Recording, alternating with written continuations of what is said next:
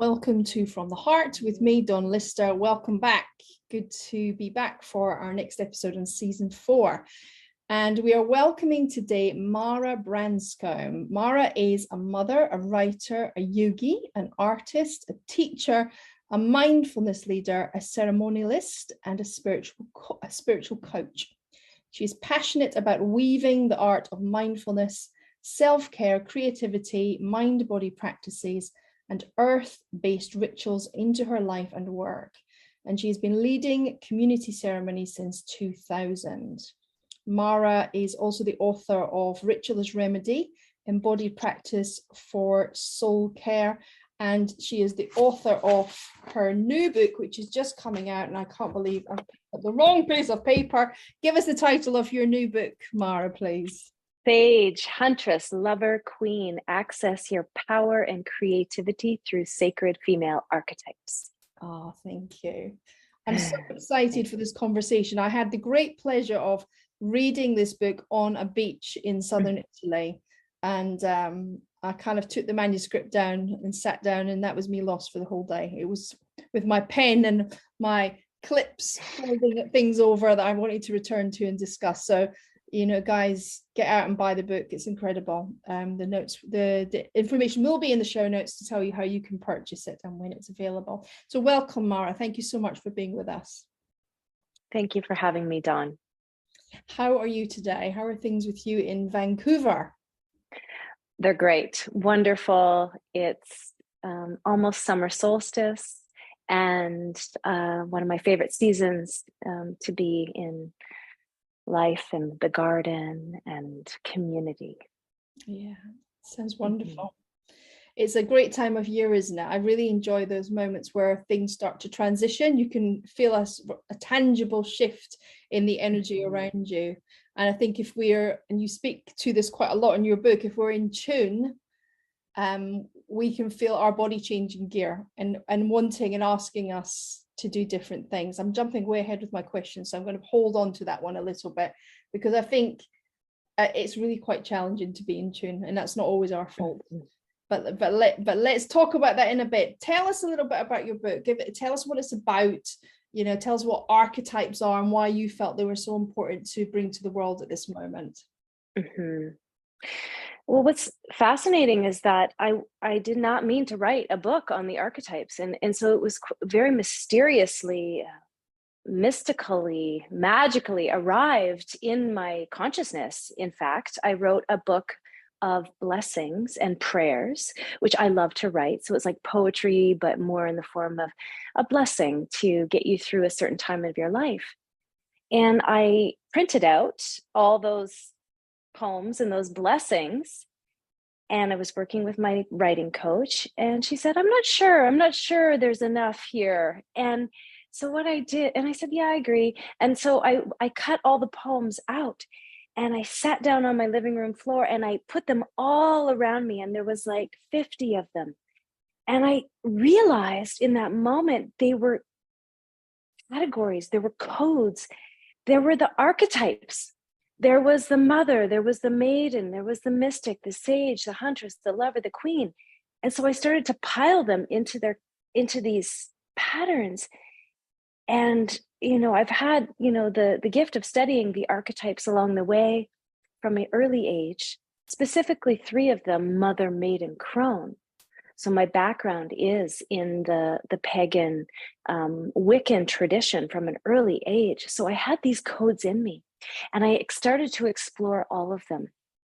And so I'd love the readers to know that these archetypes, they're not stereotypes. And this is really important information, because at first glance, we may look at the maiden, for example, and say, oh, I'm not a stereotypical maiden.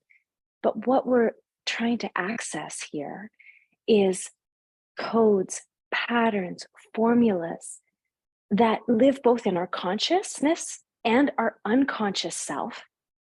And the biggest work that I want to bring forward with this book is about the shadow, and the shadow that lives inside each archetype, which is the power for us to heal, to evolve, and to embody freedom. Wow, that's really powerful. I love your distinction. The archetypes are not stereotypes. I know I've been teaching some work around the wild woman archetype recently myself, and it was really difficult for people to understand the difference between a stereotype and an archetype. Could you speak a little bit to the three the maiden, mother, crone archetypes? You particularly say that's sort of your main themes that you've worked with throughout your life. Why do you feel that now it was so important for people to be looking at their archetypes and what they can bring for them, what they can do for them? I feel that we're at a shift.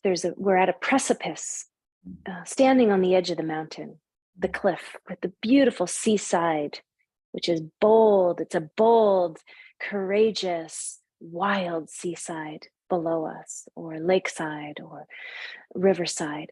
And it holds the feminine power. And I believe it's time to fly and jump and soar and take a leap of faith, if you will, into living more from the feminine lens, through a feminine way of being. This goes beyond man to woman. It's a paradigm shift. We've lived patriarchy for a long time. We've done it. And it's shifting now to what is, we don't quite know yet. And I feel, however, if we gather our feminine forces up and we have a real hard look at certain narratives and paradigms that we're feeding ourselves and our mind on a daily basis, for example, lack, low self-worth, victim, martyr, some of these really easy ways to slip in. If we continue to live that way, I feel we're living out a past paradigm. We're actually perpetuating, perhaps, for example, patriarchy, or whatever you refer to the past as. And so it was so important to me, and I didn't know how important until I actually started writing it. And I was quite surprised that I wrote this book. And it was so powerful in me. I had to get it out. I had to do it 5 a.m. mornings, because, we're being a mother and having the kids and, all the work, I needed to prioritize the work. And so it came forward to support humanity at this precipice that we're at, to take another way. That's so eloquent. Thank you for sharing that. As I was reading through the book, I that was something that came up for me a lot, was this is what we need. I kept repeating that to myself. This is just what we need. We need to hear these stories. We need to be able to make connection on this way, because when you step back and do one of the exercises that you offer throughout the book. So the way Mara has set up the book is there's lots of exercises and journal points and meditations and points of reflection, where you really sit back and lean into some of the wisdom that she's offering. And if you do that and make the time for it, which I'm not going to say I did it with each one, but I did it with as many as I had time to, it really opens you a window. I think that's the language you use yourself. And it did feel like there was I remember the first one I read was one of the meditations around maidenhood. And I remember reading it and thinking, oh, that's not me. I'm too old for maidenhood. I don't want to go back there. And I thought, but no, I'm going to do the meditation anyway. I'm going to try it. And it was so powerful, because the work really took me to a very unhealed place within me. Maybe that's one of the meditations we could practice in a moment. And so, yes, society really is on a precipice, isn't it? We can go either way. It feels deeply polarized. I think that's language that we've used for decades, that we're in a polarized society. And now it almost feels like we're on the verge of civil war in some places, because there's so much polarization between the haves and have-nots. And we do have to make a choice. Where do we want to stand? We want to stand on that line that says, I'm part of the you or I, or do I want to stand in the place that feels more healed, that can see the bigger picture? And I guess that's what you're doing in the book. Is that correct? That's a beautiful way of sharing that. So thank you for that reflection, Dawn. And yeah, I believe we're here to heal and evolve. And so how do we do that? It doesn't come from someone else. It comes from us. Yeah. And it really is, this book is really, I've worked with women for years and years and years doing women's work and doing, work for both men and women. And I think I've started to recognize patterns in the stories, in their healing. And often it's the shadow in one of these archetypes. And so if you feel a little bit like, oh, that's not me, or I did that throughout the whole, writing this, I'm like, oh, that's, that's hard to write about. That's the place I needed to go into, in fact. Could you speak a little bit to the shadow? Because maybe some of our listeners might not have heard that expression before, understand what that might mean. Could you say a few words about that? Absolutely. So the shadow is the place within us that is perhaps unhealed. It's perhaps negative, or the inner critic, or that the way you talk to yourself that is unkind, the way you judge yourself that is unkind. It could be inherited perhaps from family. The way, your parents, they did their best, bless them. Or it could be even karmic. We can come in to this lifetime with a wound from a past life. And whether you believe that or not, it doesn't matter. It's just that's the shadow. The shadow is past traumas, past pain, past grief, experiences of feeling disconnected and not included, in fact. And what happens is when we start to track our shadow and work with it and befriend it, like to make I call it shadow work, to make it conscious, we really do enable the fullest, wisest, most sovereign, free place within us. Thank you for that. That's really profound. I mean, I think you used the word a moment ago, conscious, and I think that's really important to kind of nail home, isn't it? Because most of our shadow stuff's unconscious, isn't it? The stuff that we are avoiding, we do that unconsciously. We don't consciously go around saying, oh, I don't feel comfortable with X, Y, and Z. I'm going to drink myself to sleep. I'm going to work myself to death. They're just ways that our unconscious try to protect us. Yes. So when we become consciously aware of our unhealed parts, and as you say, they could be stuff that's happened to us in this lifetime, or perhaps via our families, or intergenerational trauma, or even wider trauma, society trauma, isn't it? Yes. When that becomes conscious, you then have a choice. Yeah, you have a choice to say, how am I going to be? Absolutely. And awareness is the first place to begin.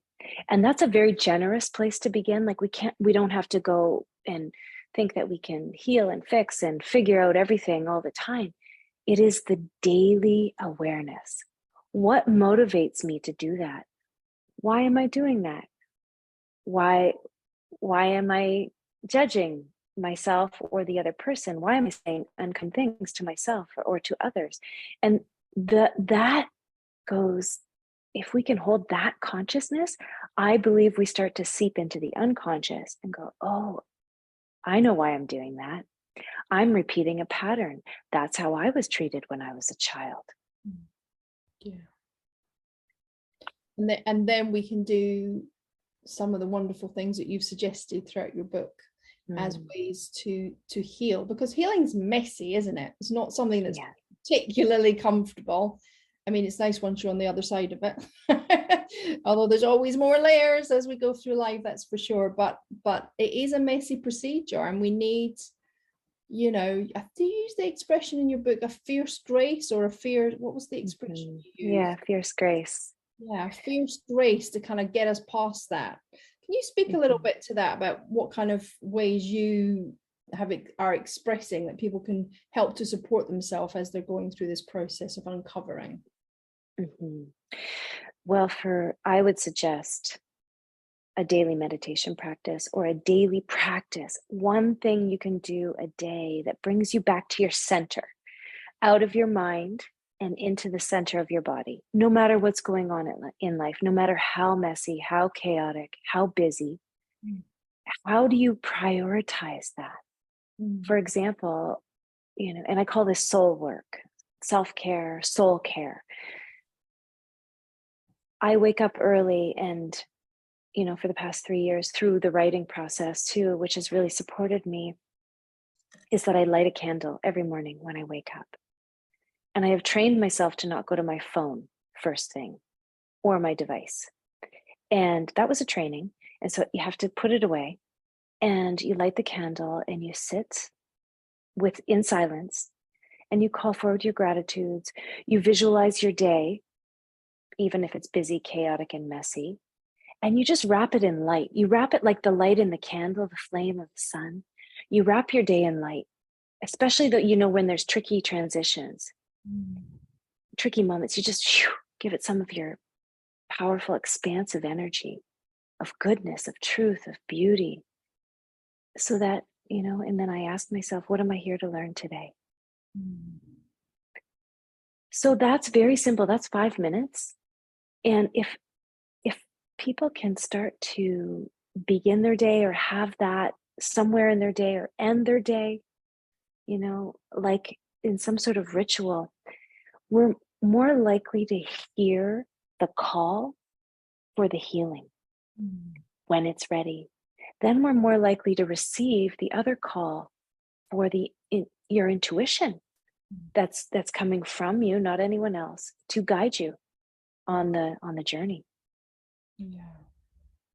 I think it's really hard to set up those habits, isn't it? It's not an easy thing to do. You spoke about putting away your device. It's something I'm working on. I've got kind of a little bit addicted to having the phone by the bed. I have yoga nidra on my phone. It started off as a good thing. Yoga nidra on my phone. Yes. If I wasn't sleeping, I'd listen to a nidra. And now it's there and it wakes me up on the alarm, and then I pick it up to turn off the alarm. And then there's 10 million notifications.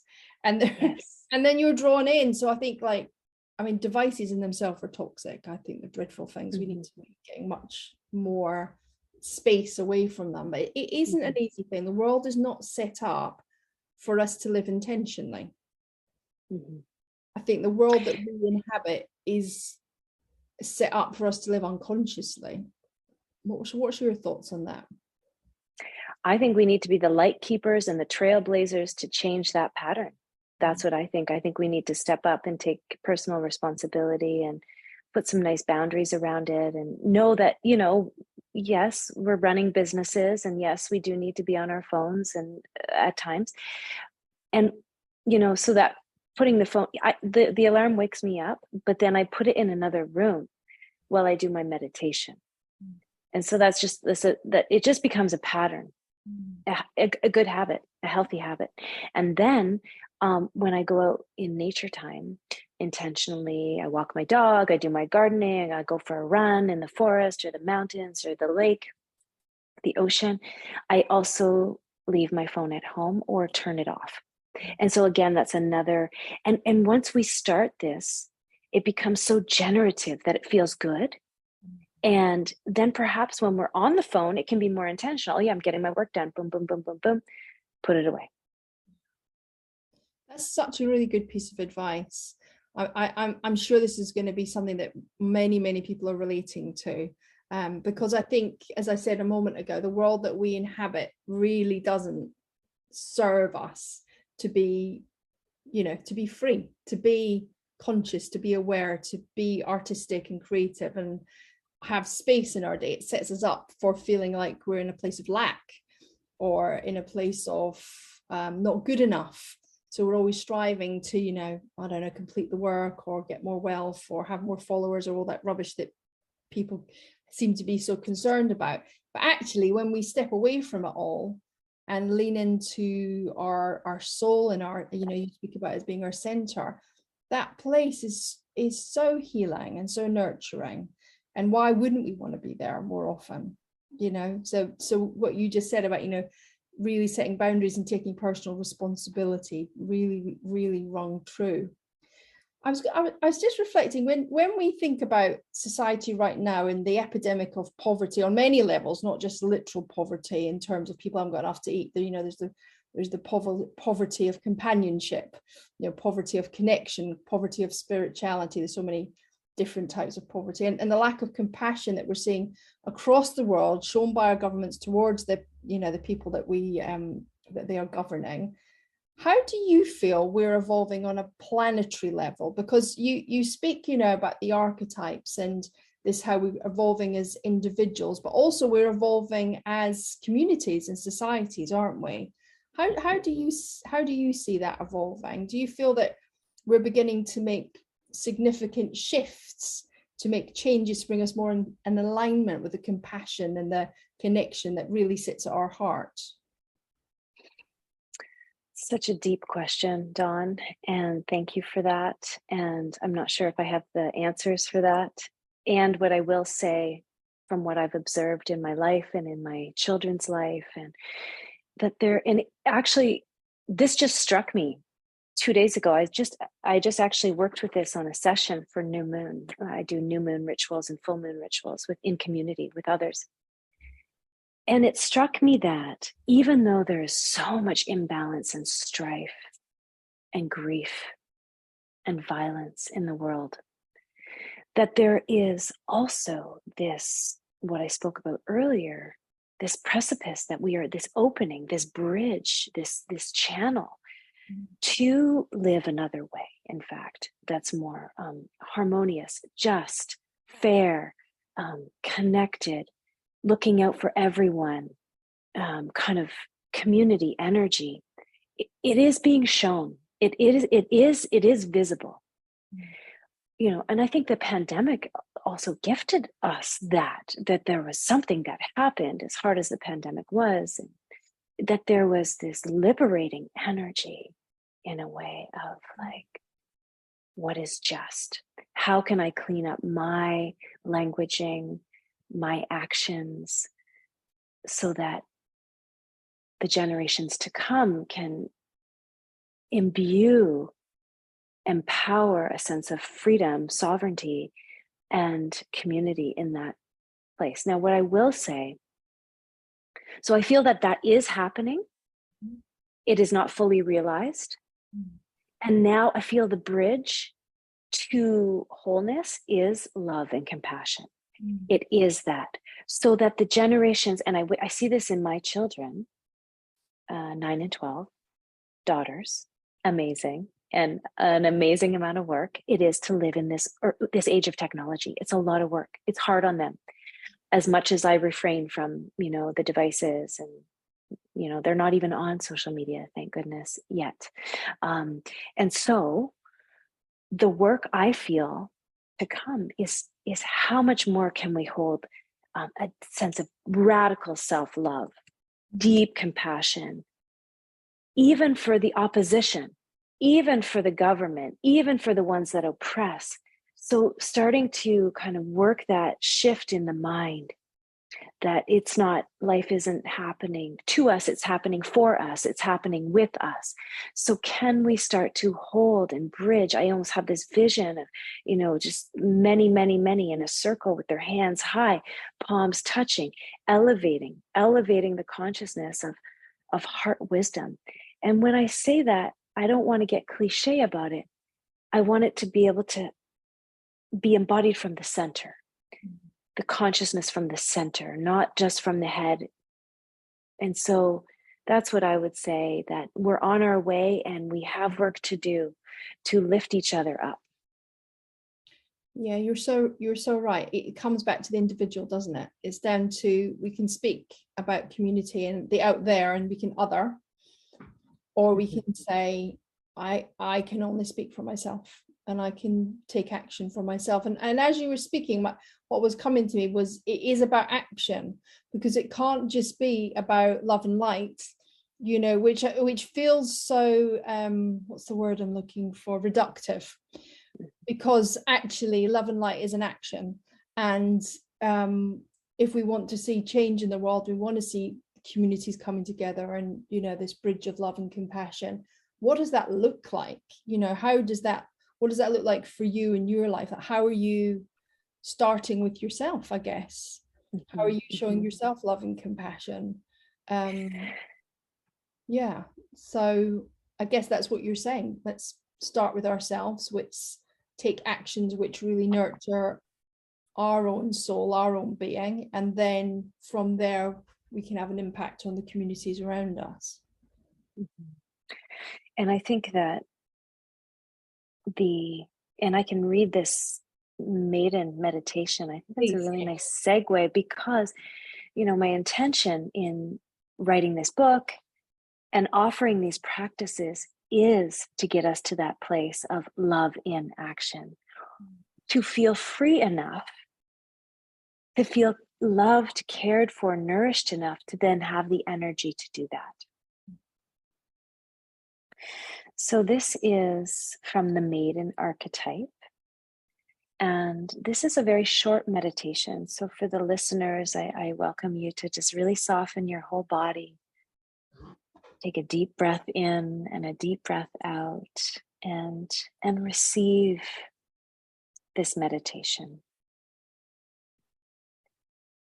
Feel back into a time when you were fearless, wildly creative, and free, even if you only get a glimmer. What were the conditions in your life? What was your relationship with yourself and with others? What lit you up? Close your eyes and recall a time in your life when you felt invincible, ready to take on any task, climb any mountain, travel, explore, fall head over heels in love, fight for what you believe in, embrace the open road before you. This is the maiden's essence, and this lives inside you. Can you get a sense of this energy inside the maiden archetype? Notice what this evokes for you.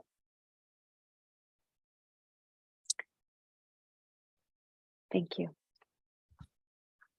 Thank you for sharing that. And maybe our listeners on the podcast can take a moment to perhaps reflect on that and make some notes, which is certainly what I did. And I'll share what came up for me, because I think it was interesting. What came up was a shocking realization. I've hardly ever felt free, ever. I've always had a huge amount of personal responsibility, even as a child. The responsibility that was put upon us in our family was, our parents were Jehovah's Witnesses. They were part of this very dark cult, and they put a huge amount of responsibility on us, even as young children, to save everybody from Armageddon.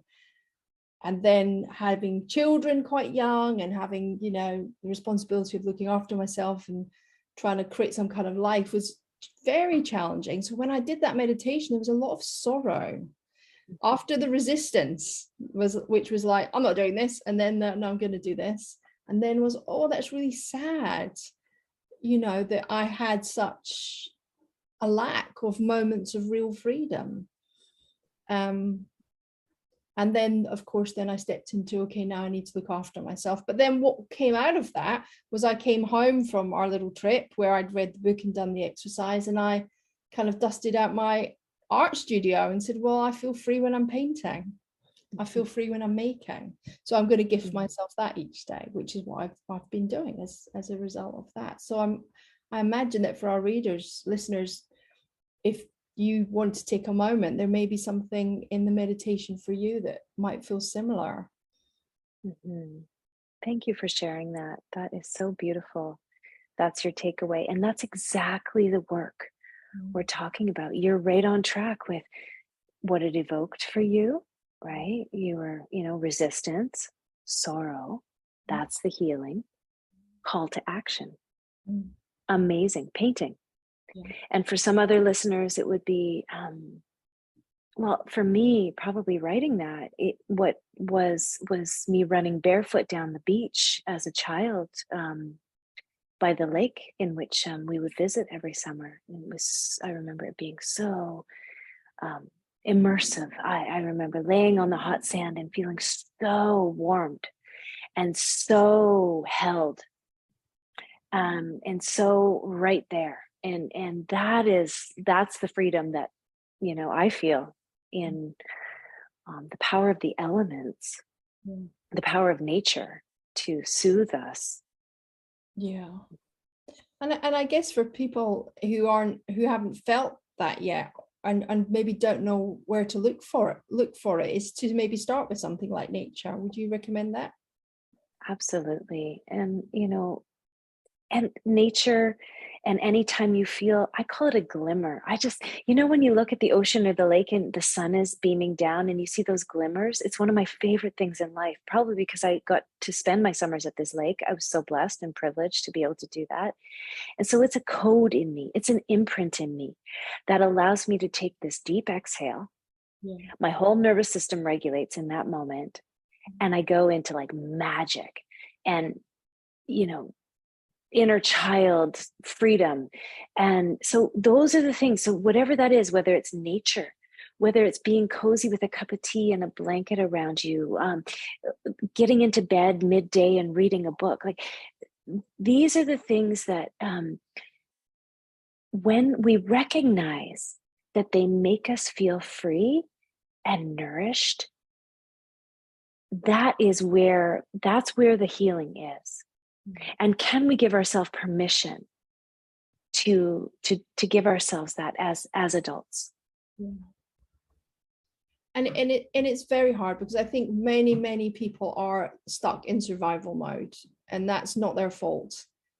As we said earlier, we are in a world that kind of encourages us to stay in that state. So, and you might not know that you're in survival mode. That's the other thing. If you're in that place of constantly doing and being busy, or outward looking, and not actually taking the time to check in with yourself ever to notice how you're feeling until you get sick, then you're not going to know that actually I'm not connected and I'm not present and I'm not, at one with the energy of the planet around me. And, that's a great loss, actually, to not be there. It's a great disservice, because when we are in nature and at one with the vibration of the planet, we are energetically and physically in such a better space, and they're more expansive just for everything around us.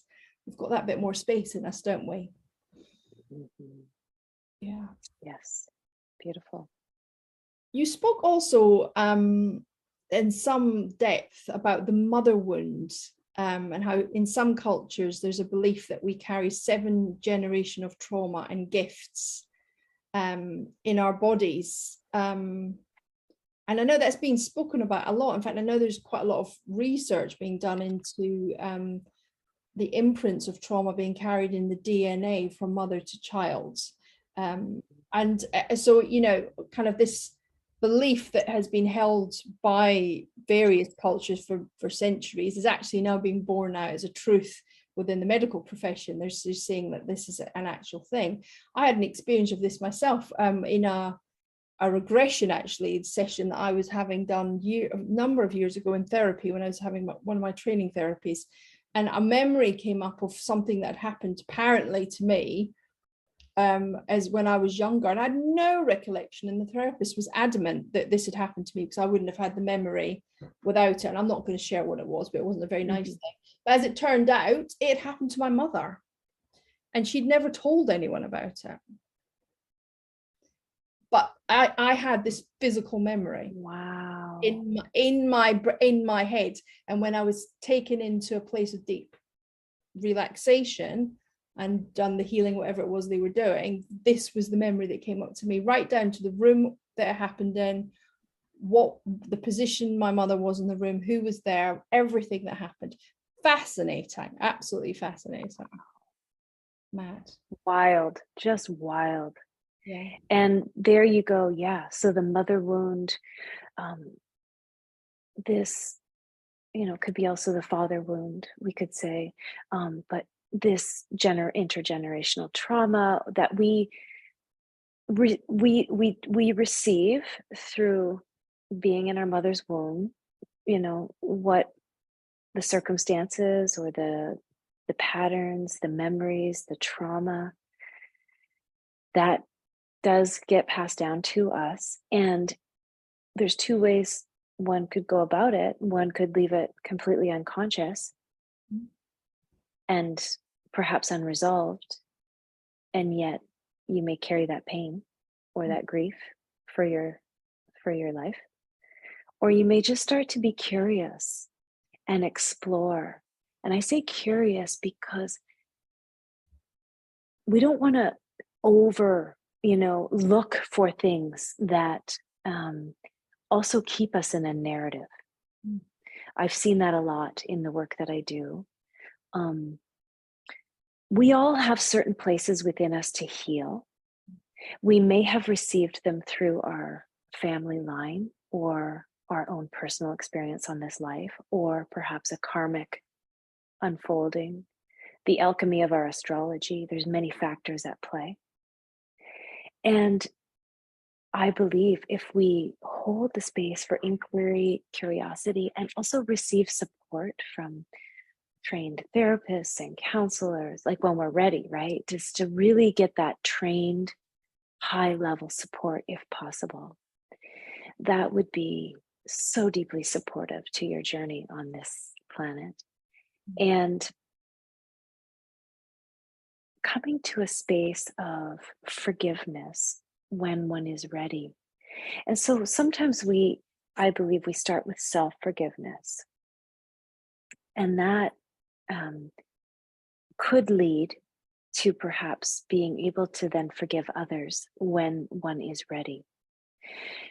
If there was harm done, caused, ways of living and being, family of origin, what it does is it allows you then to be more free. It's almost like we're cutting energetic ties. And this is really what I want to bring forward with the mother wound, and I talk about it, is when we cut these ties to blame, shame, victim, martyr consciousness, we become more liberated in our own being, because that pain wasn't meant for us necessarily, right? But it may be our work to cut the ties to it, so we don't pass it along, in fact.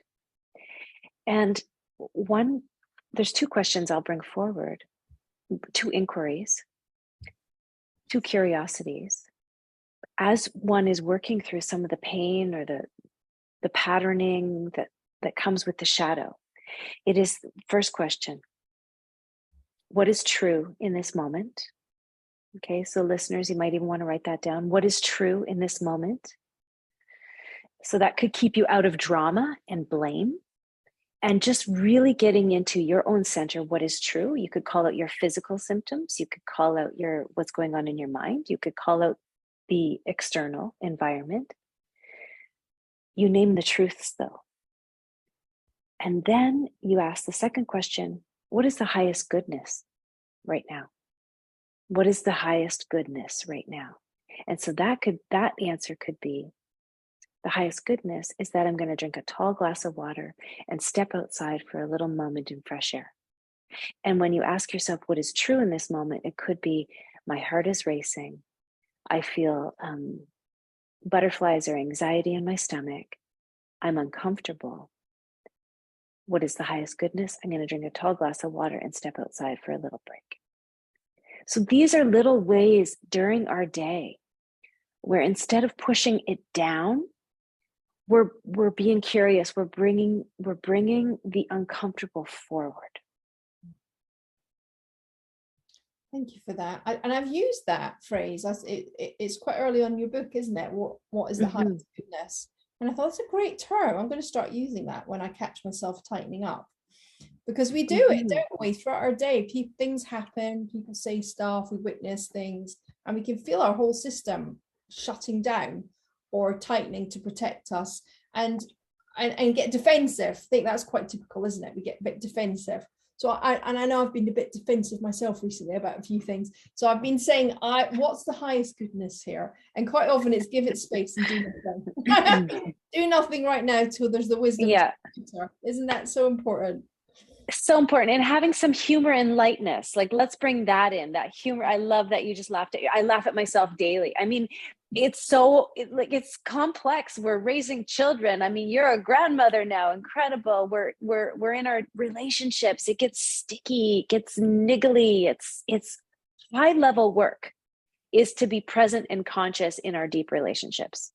Yeah, it's really true. And as you go through life, you see the intergenerational trauma playing out, the old patterns that you maybe said, I'll never do that. And then it happens to you anyway, because it's in your DNA somehow, and you've maybe just not worked through it yet. And I really see them as opportunities for growth. And I know it's a bit of a cliche, but it's true. It's like, do I want to be stuck or do I want to grow? And I'd always want to grow. Sometimes you have to be stuck for a little while because you need to rest. Yeah. Yes. Can't always be on a constant path of improvement. You've got to suddenly just say, I'm exhausted. This has been tough. I'm going to give myself a moment. And that's when, for me, that's the bringing in of the mother. So, I mean, I've done a lot of work around remothering myself, I have an absent mother. So what would my mother say to me now? And quite often it would be rest.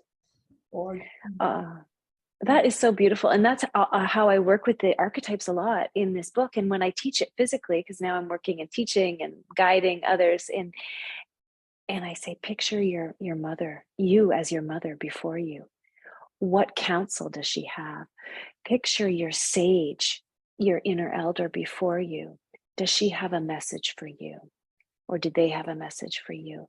And, and like that, the huntress and the queen, and I bring in the weaver at the end, and the weaver holds all of the archetypes in one sphere, in one basket, in one alchemy.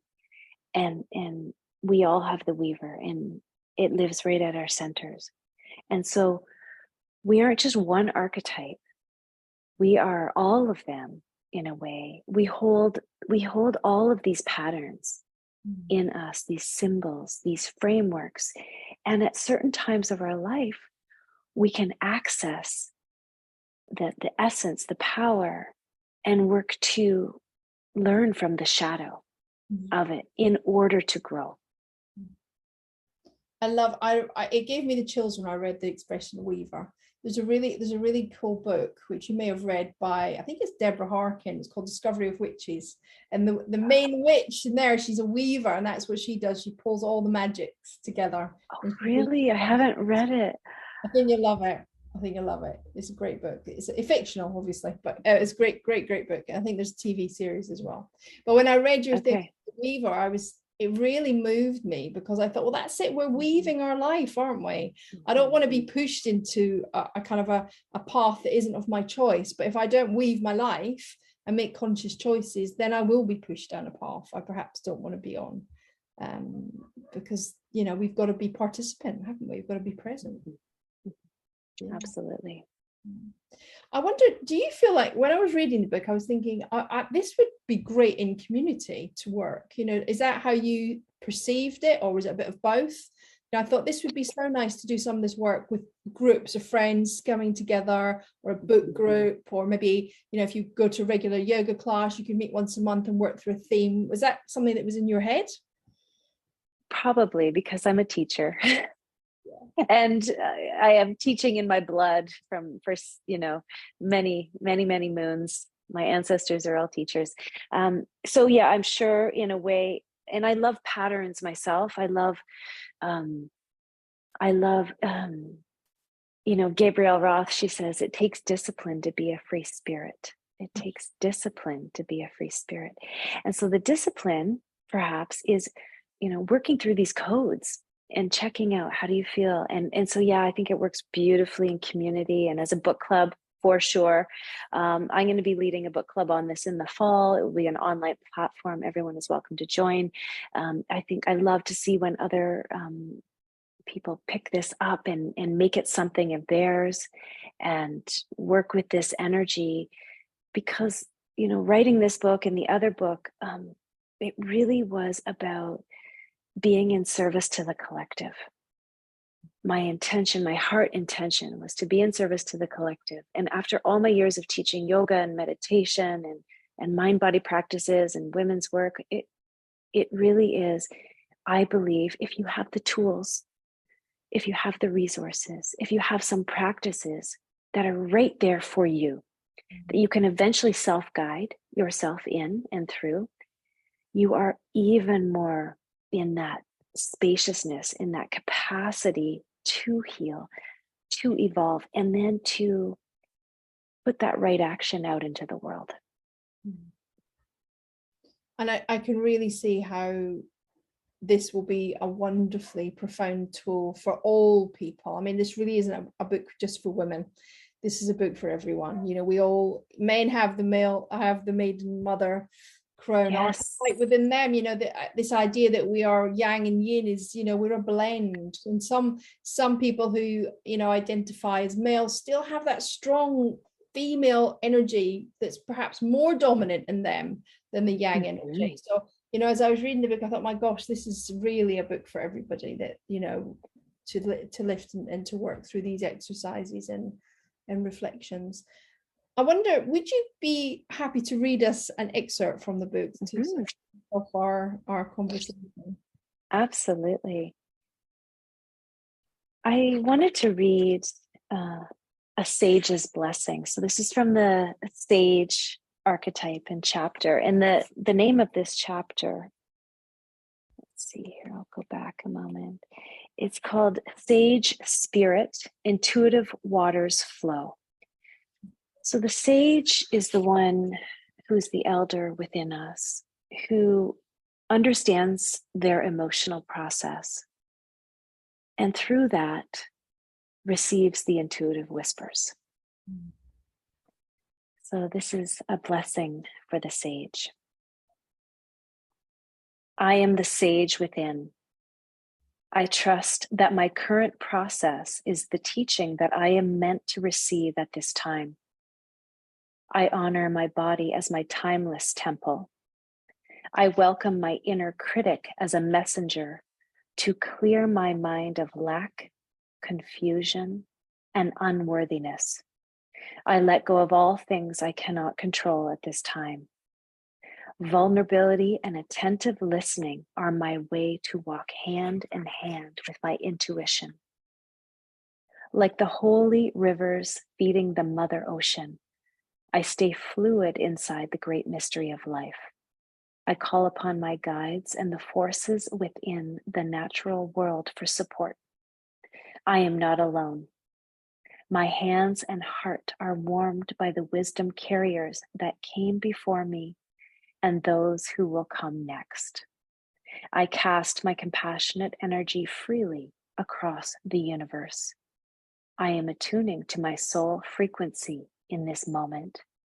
I welcome my inner elder home, trustworthy, wise, and expansive.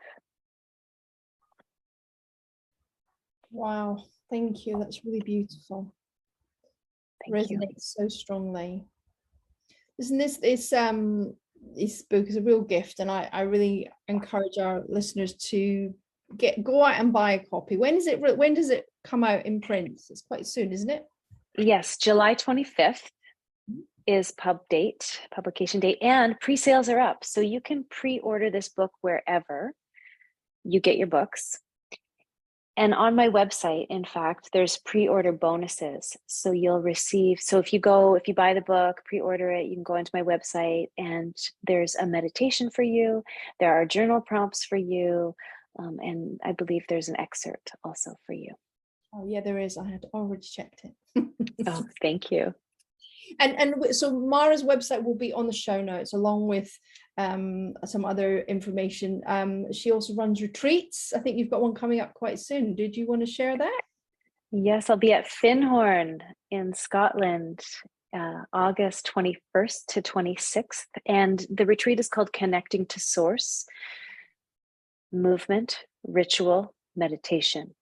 And I will be working with this book and my other book, Ritual as Remedy. So be weaving the practices into our daily work. So if you're thinking of taking a retreat, I have been to Findhorn. Obviously, I'm Scottish. I don't live in Scotland now. But I took my kids there when they were little, and it's a really special place. It's quite magical. And I remember they have like a street. They have lots of little streets within the community. And one of the streets is made of, all the homes are made of whiskey barrels. So great big whiskey barrels that, you know, they would store whiskey in for 20, 30 years. And they are enormous. I had no idea they were so big. And rather than throw them away, they've taken the barrels and they've made them into homes. They have these beautiful, they're almost like hobbit homes, circular homes. Yeah, and everybody who lives on community has to do some kind of work to support the Findhorn. There is a very special energy in that place, and the central hall, whereas I imagine you'll be teaching, it'll blow your socks off. So if you're thinking of taking a retreat, if you're called to the work that Mara's doing, do consider hopping on and booking on to that. It sounds absolutely wonderful. Thank you. Thank you so much for being with us and making the time for these important conversations. It's been really wonderful to connect. I hope everybody has enjoyed our conversation. Please do consider leaving us a review. It does help push us up the old rankings. All very dull, isn't it? But it'll only take you a moment.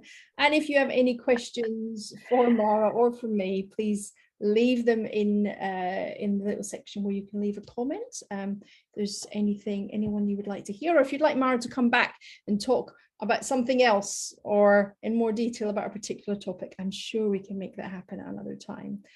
So keep well, everybody. Look after yourself, stay present and stay kind. And thank you once again for your wonderful time, Mara. It's been wonderful to meet you. Thank you.